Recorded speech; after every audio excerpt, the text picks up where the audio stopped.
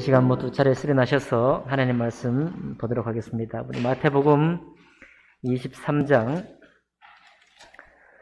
신약 성경 38쪽 가량에 있습니다. 마태복음 23장 우리 1절부터 13절까지만 교독으로 봉독하겠습니다.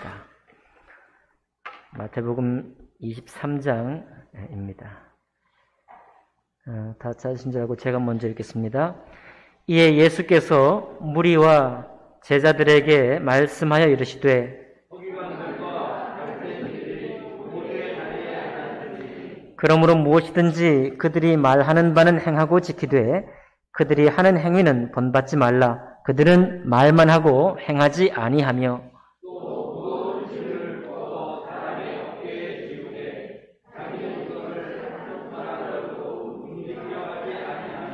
그들의 모든 행위를 사람에게 보이고자 하나니 곧 그 경문띠를 넓게 하며 옷수를 길게 하고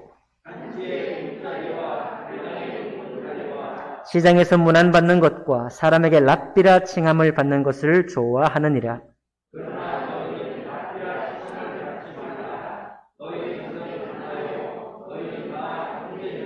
땅에 있는 자를 아버지라 하지 말라. 너희의 아버지는 한 분이시니 곧 하늘에 계신 이시니라.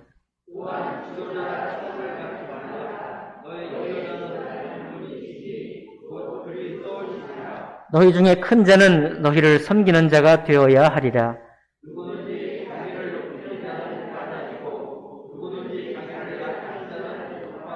함께 읽습니다.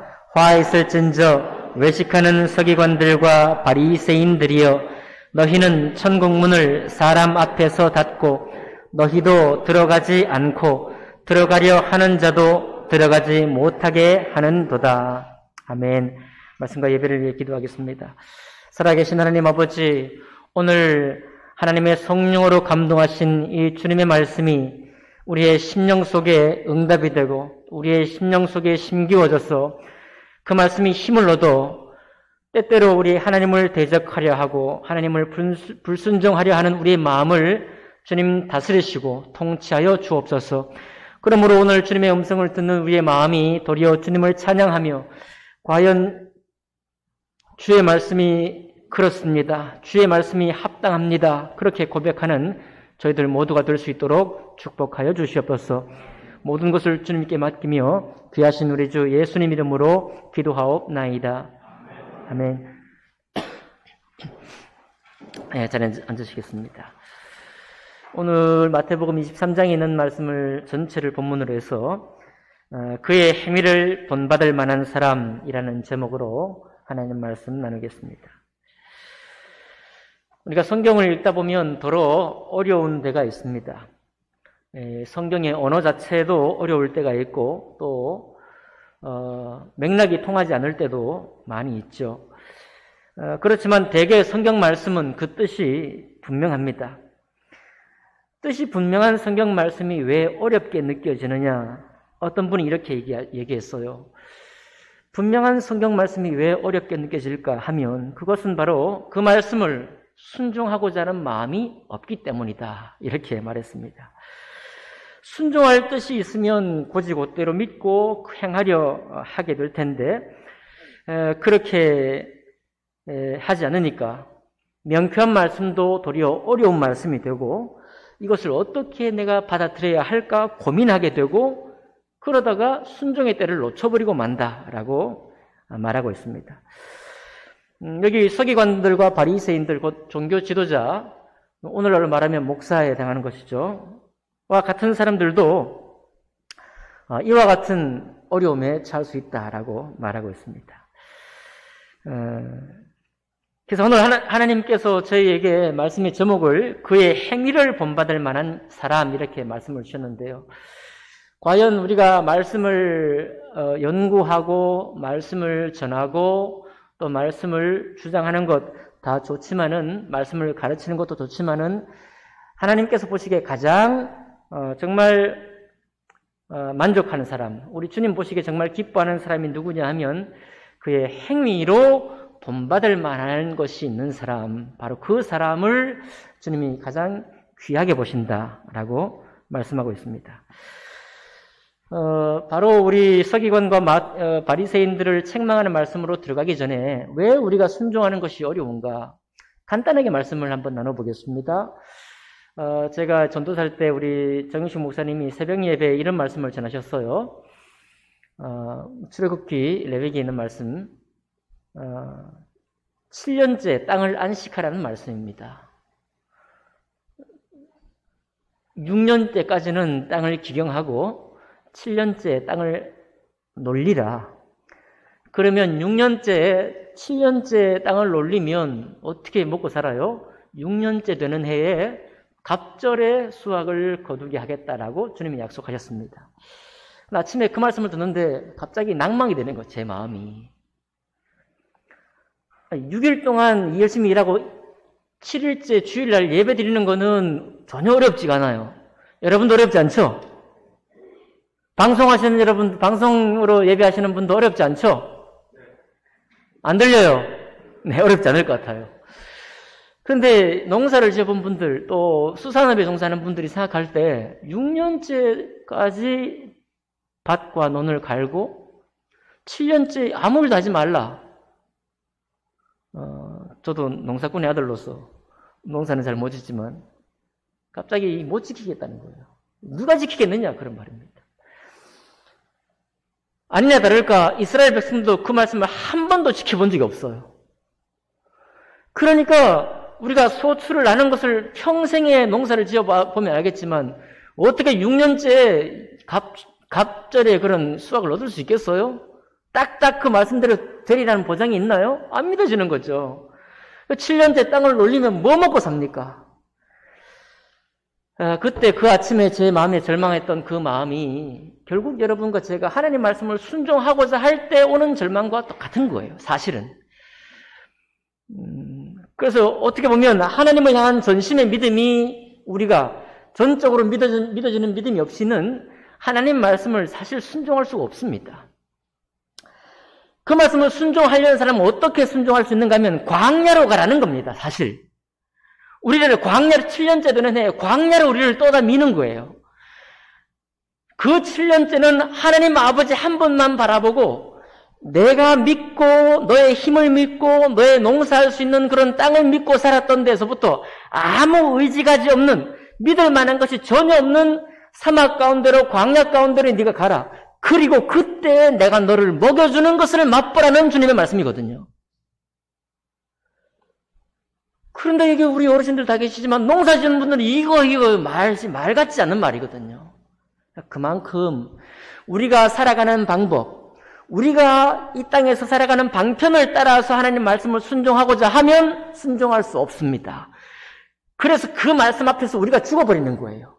나의 생각과 나의 의지, 살아갈 수 있는 나의 모든 지식들이 그냥 다운돼 버리는 것입니다. 그런데 그때 그 부름을 순종하는 것이 하나님 말씀을 순종하는 그런 태도와 같다라고 우리에게 말씀하고 있는 것이거든요. 그래서 어떤 사람은 신앙생활을 쉽다, 성공도 하고 신앙생활도 잘하고 현대 그리스도인들의 신앙의 모습이 다 그런 그림이지만 사실 예수님께서도 광야 가운데 시험 받으셨잖아요. 모세도 광야 가운데서 미디안 광야에서 40년 동안 훈련받았잖아요. 맞죠?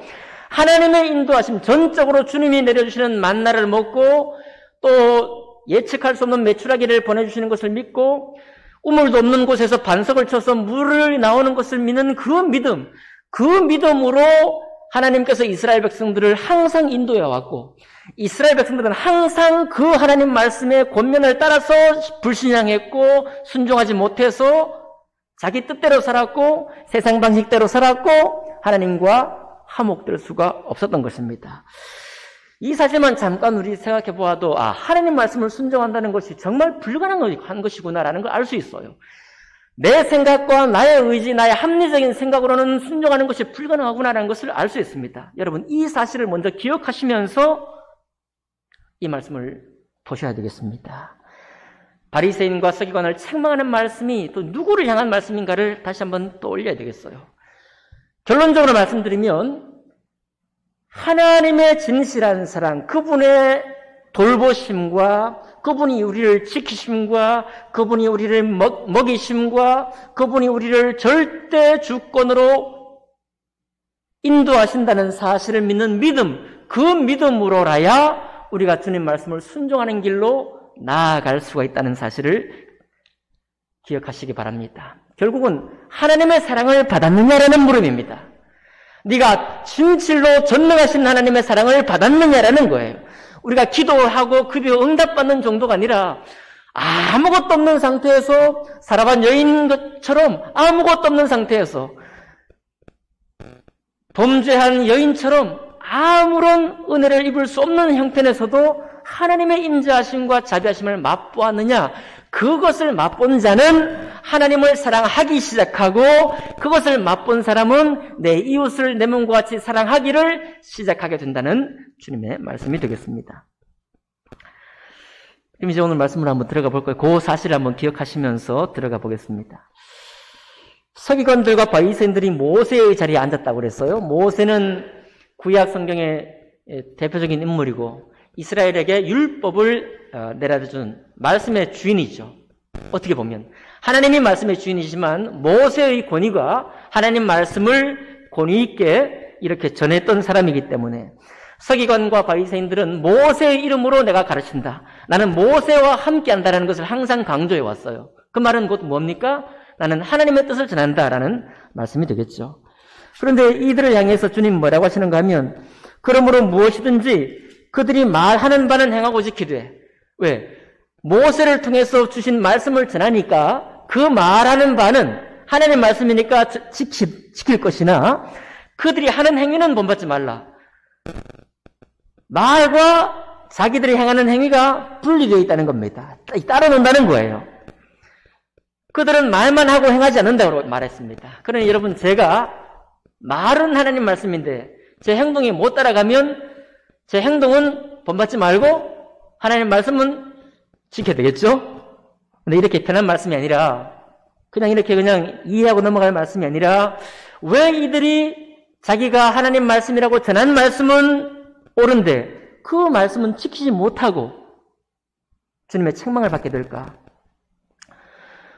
자기의 무거운 짐을 묶고 사람의 어깨에 지우되 자기는 이것을 한 손가락으로도 움직이려 하지 아니하며 그들의 모든 행위를 사람에게 보이고자 하니 곧 그 경문띠를 넓게 하며 옷을 길게 하고 있습니다. 자, 성도들에게 하나님 말씀을 듣고자 하는 사람들에게 정말 무거운 짐을 묶어서 다 지우고 자기는 말씀 전하는 자기는 정작 손가락도 하나 깜짝하지 않으려고 한다. 그것은 무엇입니까? 말씀 전하는 사람이 그 말씀을 스스로 지켜 순종하는 것이 먼저 되어야 하는데 말씀을 전하고 말씀 전하는 사람으로 인정을 받고 말씀 전하는 사람들, 쉽게 말하면 목사님들 그룹에 가서 목회 일을 이야기하고 세상을 논하고 이런 것들은 잘하지만 실제로 자기가 전한 그 말씀을 내가 지키고자 하는데 관심을 두고 있느냐라고 물었을 때 저들은 그렇지 않다는 겁니다. 도리어 그 말씀을 지켜 순종하는 그 몫을 전부 다 성도들에게 맡겨안기고 자기는 목회의 다른 일들을 하는 거예요. 어떤 일입니까? 사람들에게 인정받는 일을 하고 잔치의 윗자리에 앉고 회당의 높은 자리에 앉고 시장에서 문안받는 것, 저분은 목사님입니다. 저분은 말씀 전하는 사람이에요. 라삐오 선생입니다. 라고 그렇게 칭함받는 것을 좋아한다라고 하고 있습니다. 왜 이런 일을 할까요? 하나님의 사랑을 받지 못해서 그렇습니다. 여러분, 하나님 말씀은 서기관과 바리새인들이 모세를 통해서 기록된 말씀으로 받아서 전하고 있지만 말씀은 전하고 있지만 하나님의 진실한 사랑은 받지 못하고 있는 거예요. 만약 천지를 지으신 하나님께로부터 사랑을 받았다고 한다면 사람들에게서 인정받고자 하고 사람들에게 사랑을 받으려고 하는데 연연해 있지는 않을 것입니다. 이해가 되시나요? 하나님 사랑을 받지 못하니까 이것을 무엇으로 채우려고 하는가 하면 사람들의 존중과 인정함과 자기를 높여주는 그 자존감, 높여주는 것으로 만족을 하려고 하는 거예요. 그래서 헛일을 하게 되는 것입니다. 말씀 전하는 사람에게도 가장 귀한 일은 뭐예요? 그 말씀을 지켜 순종하는 것입니다. 그리고 하나님이 어떻게 일을 행하시는지, 하나님이 과연 이 말씀을 내가 순종할 때 어떤 일을 행하시는지 그것을 보기 원하는데 그것을 그 사랑을 받지 못하니까 엉뚱한 일을 하고 있어요. 그러면서 주님께서 이렇게 말합니다. 여러분은 랍비라 칭함을 받지 마십시오. 선생은 오직 하나요, 다 형제입니다 라고 말하고 있습니다. 선생은 하나인데 그 선생이 누구냐면 예수님이 선생님이에요. 모든 사람, 이 땅에 태어난 모든 사람, 하나님의 형상을 따라 지어진 모든 사람은 전부 다 형제입니다. 곧 하나님 말씀을 똑같은 형편과 처지에서, 비록 각자의 상황과 처지는 다르지만 그 하나님 말씀을 지켜 순종한다는 입장에서는 똑같은 거예요. 전하는 사람이나 듣는 사람이나 똑같은 자격, 똑같은 상황 속에서 주님 앞에 서 있다는 말씀입니다. 땅에 있는 자를 아버지라 하지 말지니, 여러분 신부님은 church father, God father 이게 하죠. church father, 교회 교부다, 아버지다. 아버지라 부르지 말라는 거예요. 땅에 있는 사람을. 우리 주님 말씀하시기를 너희의 아버지는 한 분이신데 그분이 누구예요? 하늘에 계신 하나님 아버지십니다. 아버지는 한 분뿐이에요. 그러니까 우리를 돌보시는 분도 말씀을 전파하는 목자, 목사, 바리새인, 사두개인 다 말씀을 전하는 사람이지만, 그러나 우리 각자가 믿음의 말씀을 순종할 때 그 사람에게 인자를 베풀고 실제로 지켜 돌보시는 분은 아버지 하나님 한 분이시기 때문에 마치 주의 종이라고 일컬음받는 사람들로 하여금, 목사라고 일컬음받는 사람으로 하여금 아버지인 것처럼 그렇게 생각하지 말라는 겁니다. 그 말은 우리의 신앙은 정직한 고백이라는 거예요. 목사도 내 신앙의 정직한 고백으로 주님의 사랑을 받고 주님 말씀에 때로는 불순종하고 때로는 순종하면서 나의 간증이 생기는 것이고, 여러분들도 똑같은 입장에서 하나님의 말씀을 지켜 순종하면서 때로는 불순종하면서 회개의 제목이 생기고 다시 주님 앞에 돌이킬 일이 생긴다는 겁니다. 같은 입장이라는 것입니다. 또한 지도자라 칭함을 받지 말라. 너희의 지도자는 한 분이시니 곧 그리스도시니라. 지도자라 칭함 받지 말라고 그랬어요. 왜 주님께서 이렇게 지도자도 한 분 그리스도요, 아버지도 한 분 하나님이시요, 선생도 그리스도 우리 주님이시다 말씀하시는가 하면, 여인의 후손으로 태어난 모든 사람, 그 교회 내의 직분과 직책과 상관없이 모든 사람은 공평히 주님 말씀을 순종하는 자로 신앙을 얻게 되고 믿음의 진보가 있게 된다는 사실입니다. 그 밖에 다른 것으로는 믿음의 진보가 없어요. 그 밖에 다른 일로는 하나님의 사랑을 느낄 수도, 하나님께 사랑을 드릴 수도 없다라고 분명히 말씀하고 있습니다.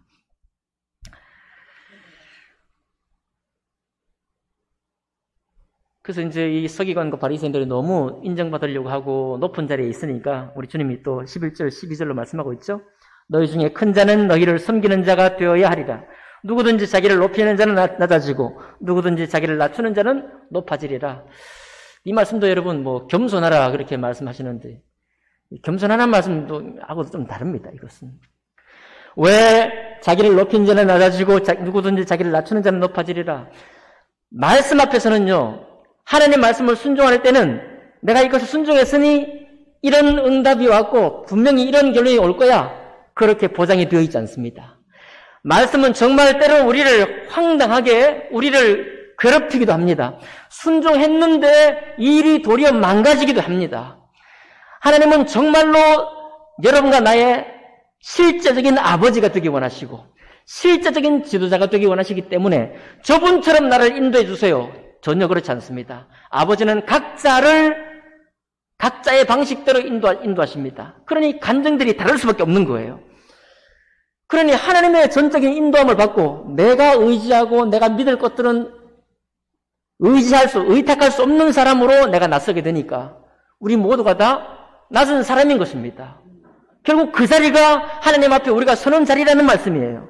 그런데 그런 인식을 하지 못하고 내가 하나님 앞에 누군지, 어떤 모습인지, 어떤 정체성을 가지고 있는지를 인식하지 못하고 지도자라, 랍비라, 선생이라 하면서 말씀을 전하고 말씀 전하는 것처럼 자기가 다 이 말씀을 주인인 것처럼 행사한다면 완전한 착각이라 이 말이죠. 그게 바로 서기관과 바리새인들이 행했던 모습입니다. 오늘날 여러분과 저도 같은 모습이 아닌가 생각을 해봅니다. 더욱 심각하게 주님이 아주 오늘 책망을 강하게 하고 계시는데요. 13절 볼까요? 13절 다시 한번 읽어보시겠습니다. 시작. 화 있을진저 외식하는 서기관들과 바리새인들이여, 너희는 천국문을 사람들 앞에서 닫고 너희도 들어가지 않고 들어가려 하는 자도 들어가지 못하게 하는도다. 이런 말씀을, 하나님 말씀을 연구하고 가르치는 서기관과 가장 종교적이고 신앙적이었던 바리새인들을 향해서 하는 말씀이, 너희가 바로 너희도 천국에 못 들어가게 천국문을 닫고 있다는 거예요. 제가 천국에 못 들어가도록 말씀을 전하면서 제가 스스로 제 천국문을 닫아버리는 거예요. 그리고 자기도 들어가지 않고 그 천국에 들어가려고 하는 사람도 못 들어가게 막아버린다고 하는 거예요. 도대체 천국이 뭡니까? 이 보통 문제가 아니죠. 예수 믿으면 천국 가야 되는데, 가는 게 맞는데, 도대체 여기 주님이 하신 말씀은, 우리 지난주에 거룩하게 사는 것이 하나님의 뜻이다. 항상 기뻐하고 쉬지 말고 기도하고 범사에 감사하는 것이 그리스도 예수 안에서 너희를 향하신 하나님의 뜻이다. 우리 김용우 목사님께서 말씀하셨습니다. 그와 같은 괴로 하시는 말씀이에요. 천국에 들어가고 내가 천국의 아들이 된다는 말씀이 무엇인가요? 그건 바로 아까 7년째 땅을 안식하라 하신 그 명령을 들을 때 우리가 황당해지는 것처럼 하나님 아버지가 참으로 내 아버지인 것을 믿는 사람이에요.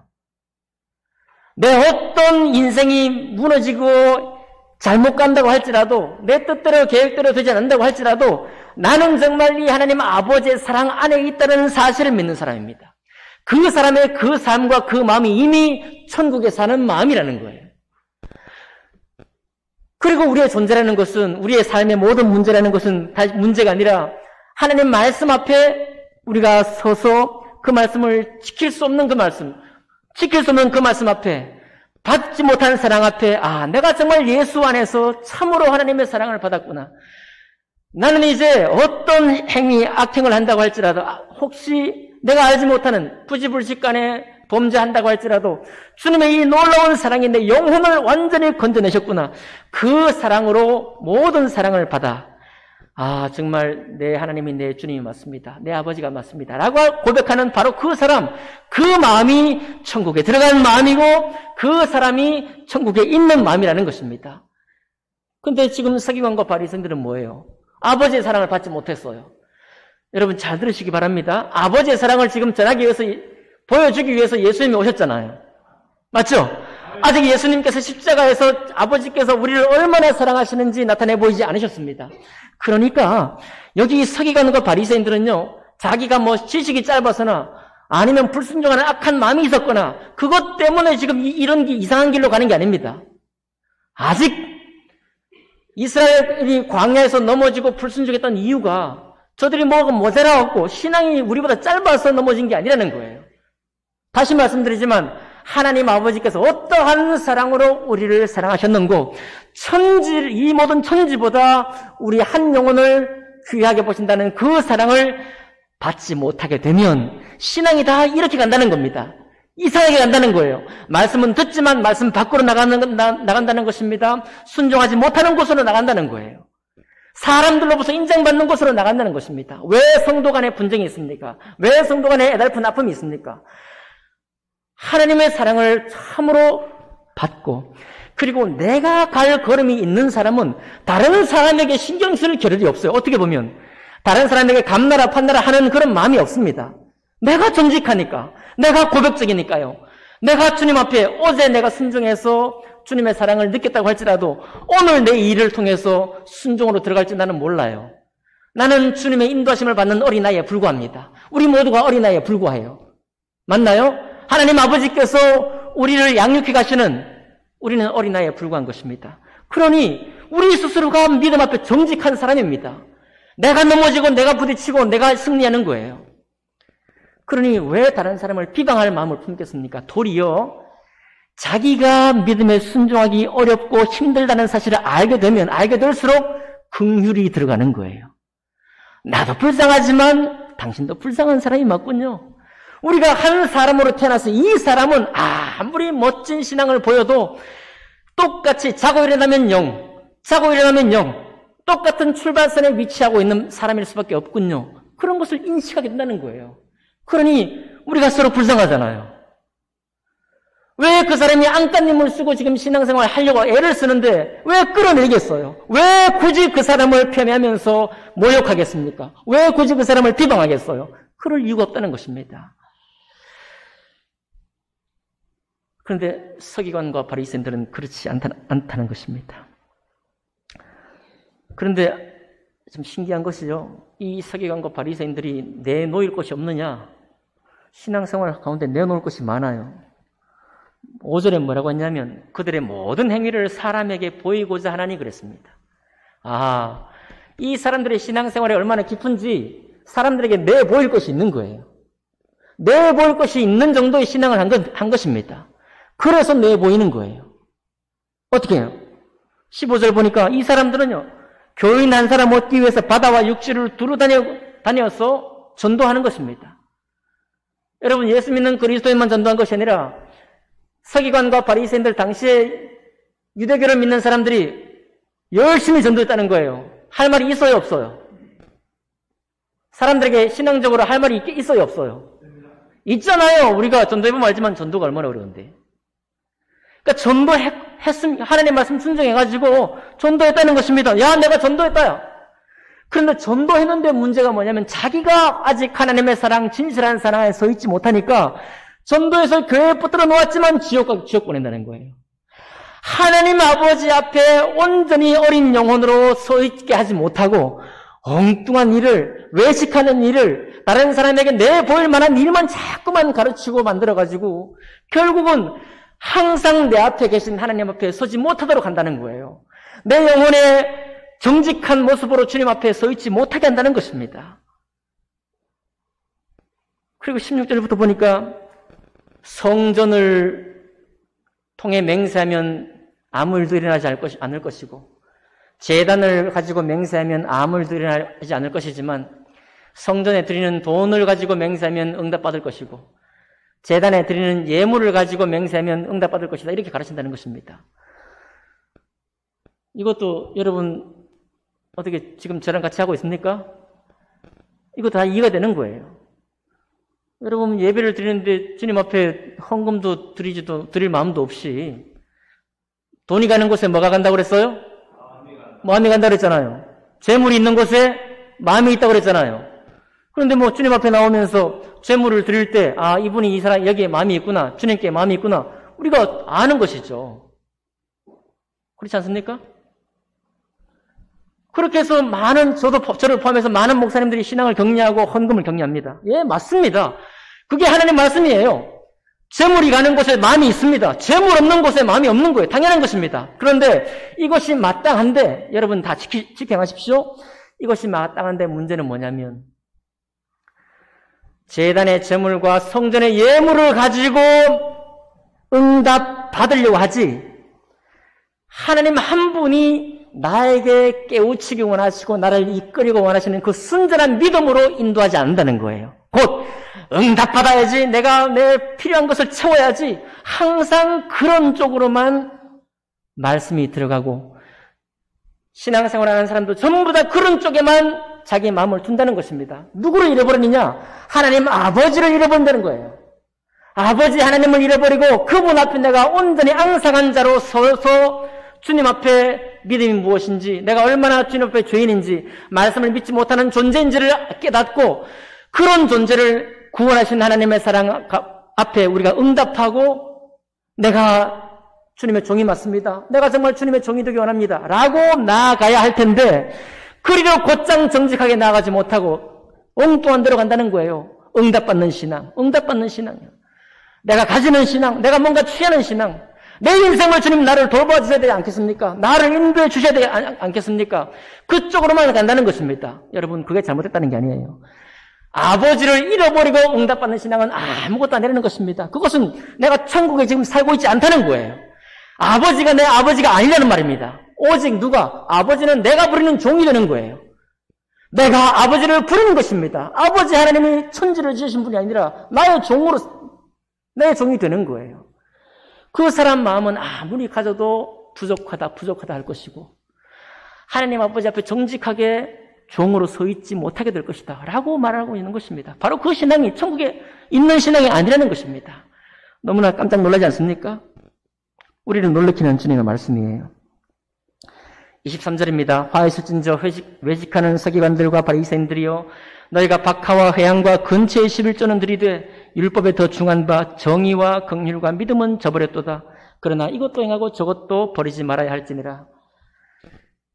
여러분, 박하와 회양과 근처의 11조는요, 얼마나 이분들이 잘 지켰는지, 근처, 회양 이런 것들은요, 조그마한 알갱이를 다 일일이 써야 돼요. 10분의 1을 계산해야 되니까, 만약에 1020알이 세워졌으면, 거기서 10분의 1을 골라가지고, 세어가지고 11조를 드렸다고 합니다. 그만큼 정성을 들이고, 주의 깊게 11조를 드렸다는 거예요. 잘했나요? 못했나요? 잘했어요? 못했어요? 잘했잖아요. 11조를 드릴 때 정성 있게 드려야죠. 잘했습니다. 여러분 헌금 드릴 때 정성 있게 드리십시오. 그거 잘 못했다는 말이 아니에요. 그런데 그것보다 뭐가 더 중요하다? 정의와 긍휼과 믿음이 더 중요하다. 그러니 여러분 이 서기관과 바리새인들이 뭘 잘했어요? 11조 깔끔하게 드렸다는 겁니다. 뭐 봉급에서 떼고 뭐 받는 데서 떼고 다 떼서 드렸다는 거예요. 자랑할 게 있어요, 없어요? 있습니다. 극동방송 탈 거예요. 극동방송 타고 이 사람의 21조를 본받아라. 이렇게 드렸더니 얼마나 축복받았는지 기억하라. 많은 것이 갈 것입니다. 그런데 주님께서 우리에게 요청하는 바는 어떤 신앙인가 하면 선한 사마리아인의 신앙과 같은 거예요. 오늘도 예배 준비에 바쁘고 오늘도 목사님들 모임에 바빠서 이제 어디로 가야 될 텐데 상처 입은 영혼 교회 성도도 아니고 사마리아인입니다. 유대인도 아니에요. 아무 관계없는 사람입니다. 그런데 그 사람이 이상한 사람도 아니고 상처를 입고 피투성이가 되어가지고 널브러져 있는 것입니다. 레위인 지나가죠. 바리새인 지나가죠. 율법사 지나가죠. 전부 다 지나가요. 다 바쁘기 때문에. 나와 상관이 없는 사람이니까. 그런데 선한 사마리아인, 개 취급당하던 사마리아인이 길을 가다가 자기도 바쁘고 자기도 약속이 있는데 다 챙겨서 주막에 데려다 놓고 치료하고 그리고 돌보고 그리고 그 주막에다가 뭐라고 했습니까? 야, 이 사람 치료하다가 내가 지금 돈을 좀 줄 텐데 이 돈보다 치료비가 더 많이 나오거든. 내가 돌아와서 치료비를 내가 대주겠다 라고 얘기했잖아요. 7년째 땅을 놀리는 만큼이나 선한 사마리아인의 행동은 비정상적입니다. 우리의 이 계획적인 삶 속에는 도저히 침범되지 못해요. 들어오지 못하는 겁니다. 내가 그렇게 마음이 열려있지 못해요. 어떻습니까? 똑같은 어려움이겠어요? 다른 어려움이겠어요? 7년째 땅을 안식하는 거나 선한 사마리아인처럼 우리와 관계없는 사람을 돌아보는 것은 똑같은 곤란이요 당황스러운 것입니다. 그런데 주님께서 말씀하시기를 그렇게 행하는 것, 정의와 긍휼과 믿음으로 행하는 것, 바로 그것이야말로 하나님의 자녀의 삶이라고 말하고 있는 것입니다. 어떻게 우리가 순종해요? 말씀을 정리하려고 해요. 여러분, 어떻게 순종할까요? 라고 주님 앞에 물으시기 바랍니다. 내 계획, 내 인생이 중요한데 어떻게 주님 말씀을, 이 황당한 말씀을 순종할 수 있겠습니까? 라고 물으시기 바라요. 절망하시기 바랍니다. 마음이 낭만드시기를 바라요. 내가 어떻게 해도 주님 안에 신앙생활을 하다가 정말 재미나고 교회 행사도 있고 뭐 여러 가지도 있어서 재미나고 즐거운 신앙을 할 수 있겠다. 그러나 이 한 말씀을 지키는 것이 얼마나 어려운지 여러분 그 장벽 앞에 서시기 바랍니다. 사막 같은 그 상황 속에 우리가 서기를 바라는 것입니다. 바로 거기서 하나님 아버지를 만나라고 하는 거예요. 근데 이것이 어떻게 유익이 됩니까? 여러분과 제가 완전히 버려지고 선한 사마리아인이 도왔던 상처 입은 그 아무도 상관없는 그 사람처럼 여러분이 된다고 할지라도 우리가 신앙생활을 하다가요, 아니면 세상 삶을 살다가 그 사람처럼 아무 돌볼 리 없는 곳에 피투성이가 된 채 넘어져 있다고 할지라도 하나님 아버지께서 나를 지키시고 돌보신다는 믿음으로 우리를 인도하는 것입니다. 조금만 상황이 나빠져도 불평이 나오는 우리의 이 육신의 본성을 그 근본적인 믿음 가운데로 초청하셔서 담대하게 만들어주는 거예요. 너는 버려지지 않는다는 것입니다. 세상이 너를 버린다고 해도, 세상이 너를 완전히 무신다고 한다고 해도, 나 살아계신 너의 아버지 하나님은, 천지를 주신 너의 아버지 하나님은, 너의 목자는, 너의 지도자는, 너의 선생 랍비, 나는 너를 잊지 않고 있다는 확증이에요. 그런 믿음으로 우리 모두를 인도해 가시는 것입니다. 우리는 이제 이 말씀 앞에 믿음의 결정을 한번 해 보셔야 합니다. 우리가 교회 생활을 하는 것이 신앙의 전부가 아닙니다. 그것이 얼마나 엷은 신앙인지는 우리 자신이 스스로를 바라볼 때 확인할 수 있어요. 아, 주님은 정말 원천적인 신앙을 원하셨구나. 정말 하나님 아버지로 내게 만나 주기를 원하셨구나. 그저 하늘에 계신 하나님이 아니라 나와 밀착되어서 만나를 먹이시고 메추라기를 먹이셨던, 반석에서 물을 내셨던, 정말로 그 황당한 때에 그렇게 나를 인도하셨던 아버지 하나님으로 계시기를 원하시는구나. 그리고 그때 그 아버지와 함께하는 것이 내가 천국에 있는 삶이요 천국에 들어간 삶이구나라고 믿음을 갖기를 바라는 것입니다. 아버지 하나님의 사랑을 받으셨나요? 하나님 아버지의 사랑을 받으셨나요? 부족하다면 하나님의 이 말씀 속에서 내가 태어날 때 어린아이와 같은 심정으로, 그 앙상한 심정으로, 아무 준비된 믿음이 없는 심정으로 주님 앞에 서오니 내 아버지가 되어 주십시오. 나는 진실한 주님과 교제하는 당신의 아들이 되기를 원합니다. 라고 고백할 수 있지 않겠습니까? 시편 한 절만 읽고 말씀을 마무리하겠습니다. 시편 116편입니다. 시편 116편 16절부터 제가 읽어드리겠습니다.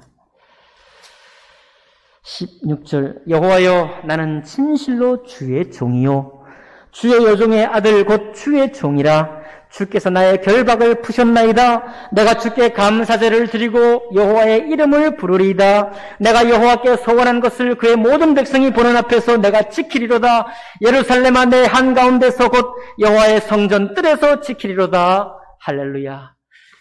여러분, 주님이 아버지고 내가 주님의 종이라는 믿음을 가지고 계신다면 오늘 서기관과 바리새인들처럼 겉신앙, 엉뚱한 신앙, 비록 사람들에게 내보일 것은 있을지라도 실제적인 신앙은 계속 구멍 뚫려 있는 신앙에서부터 나를 건져내어 주옵소서. 나는 주님과 진실한 아버지와 자녀의 관계를 맺기 원합니다. 라고 고백하게 될 것입니다.